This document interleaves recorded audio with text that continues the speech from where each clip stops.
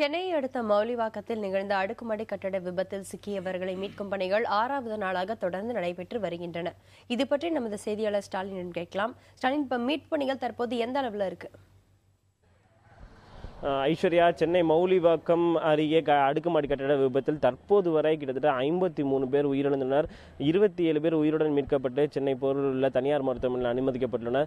தற்போதைய பணிகள் பார்த்தோம்னா கிட்டத்தட்ட அந்த 11 மாடி அடுக்கு கட்டடம் இந்த கட்டிட விபத்தானது கிட்டத்தட்ட 9 தளங்களின் கட்டிட இடுபாடுகள் நீக்கப்பட்டுள்ளதாக அதிகாரிகள் தரப்பில் தெரிவிக்கப்பட்டுள்ளது.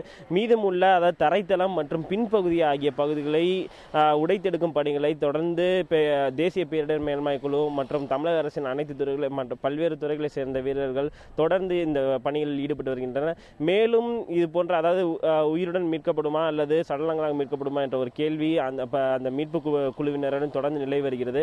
ஏனென்றால் நேற்றைய முன்தினம் வரை கடைசியாக ஒடிசா மாநிலத்தை சேர்ந்த ஒருவர் உயிருடன் மீட்கப்பட்டார். அதன் பிறகு கிட்டத்தட்ட 11 பேர், அதாவது 12 பேர் கிட்டத்தட்ட சடலமாக தான் மீட்கப்பட்டுள்ளனர். தற்போது தமிழக அரசின் 8 துறைகளை சேர்ந்த பணியாளர்களும் அதே போல தேசிய பேரிடர் மேலாண்மை குழு, மீட்பு படைத்துறையினர் அனைத்து வீரர்களும் கிட்டத்தட்ட 500க்கும் மேற்பட்ட பணியாளர்கள் தற்போது இந்த மீட்பு பணியில் தொடர்ந்து ஈடுபட்டு வருகின்றனர். ஐஸ்வர்யா, ஸ்டாலின், இந்த மீட்பு பணி எப்போ முடியும் அப்படின்னு சொல்லிட்டு அதிகாரிகள் தரப்பில் சொல்லியிருக்காங்க.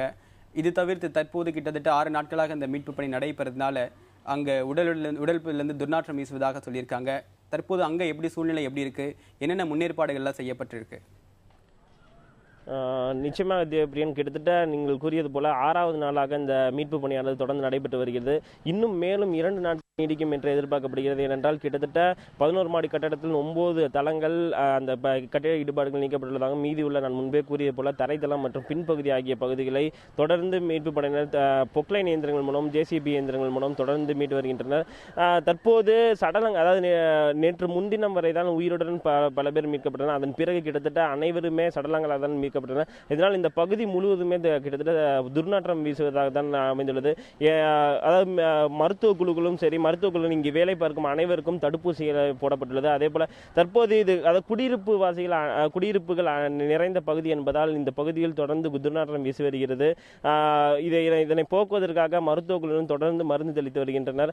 அது மட்டுமல்லாமல் இந்த பகுதியில் அதிகமான பள்ளிகள் இருப்பதால் இந்த பகுதி அதாவது எந்த விதமான நோய் தொற்றும் பரவாமல் இருப்பதற்காக அனைத்து முன்னெச்சரிக்கை நடவடிக்கைகளும் தொடர்ந்து எடுத்து வருகின்றனர். தேவப்பிரியன், உங்களுடைய தகவலுக்கு நன்றி ஸ்டாலின்.